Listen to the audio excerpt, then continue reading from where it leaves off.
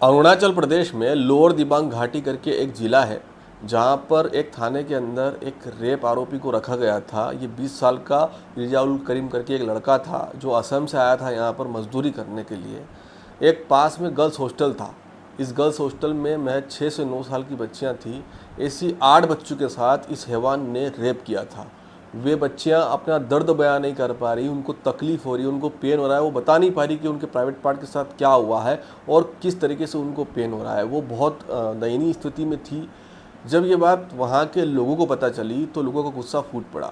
थाने में घुसकर उन्होंने उस आरोपी को इतना मारा कि वो अधमरी स्थिति में चला गया। जब पुलिस थाने से उसको हॉस्पिटल ले जाया गया तब भी पब्लिक का गुस्सा शांत नहीं हुआ और पब्लिक हॉस्पिटल में जाके उसको मारती है।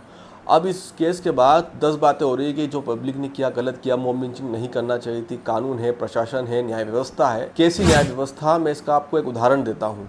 मध्य प्रदेश के मंदसौर में 2018 में एक 8 साल की बच्ची स्कूल जा रही थी। उसके साथ इरफान और उसके 2 साथी मिलकर गैंग रेप करते हैं। वो बच्ची कई महीनों तक हॉस्पिटल में रही, कई दिनों तक उसको होश नहीं आया, अपनी ज़िंदगी से लड़ती रही, सांसें गिनती रही। उस बच्ची के आंसू नहीं रुक रहे थे। जब वो वेंटिलेटर पे भी थी, जब वो हॉस्पिटल में एडमिट थी, उसकी आंखों से आंसू गिर रहे थे। महज 8 साल की बच्ची, फूल जैसी बच्ची, और उसके साथ 3 लोगों ने दरिंदगी की, हैवानियत की। उस समय ये केस फास्ट ट्रैक कोर्ट में चला।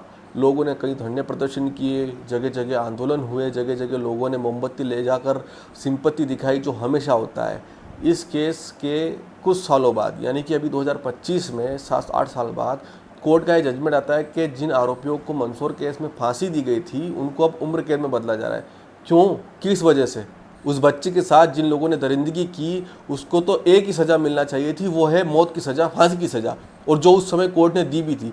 अब उनके वकीलों ने दलील पेश करी तो अब फाइनल डिसीजन ये हुआ कोर्ट का कि उनको एक सुधार का मौका देना चाहिए, इस वजह से उनको उम्र कैद की सज़ा सुनाई गई। ये कैसी न्याय व्यवस्था है? अब जब ऐसी न्याय व्यवस्था होगी तो जो अरुणाचल प्रदेश के लोगों ने किया फिर जगह जगह यही देखने को मिलेगा। तो कहीं ना कहीं जो हमारी जुडिशरी है, कहीं ना कहीं जो हमारी न्याय व्यवस्था है, उसमें कमी है, उसमें सुधार की बहुत ज़्यादा आवश्यकता है। लॉयर हमें पता है कि किस तरीके से कोर्ट में केस चलते हैं, किस तरीके से एविडेंस की कमी की वजह से जो आरोपी होते हैं वो बरी हो जाते हैं, किस तरीके से उनको एक सिंपत्ति के तौर पर उनकी सज़ा कम कर दी जाती है। तमाम चीज़ें कोर्ट में होती है और सबको पता है, ये चीज़ें सबको पता है। लेकिन जो रेप आरोपी हैं उनके साथ किसी भी तरीके का दया भाव ना हमारा प्रशासन दिखाए, ना हमारी जुडिशरी दिखाए।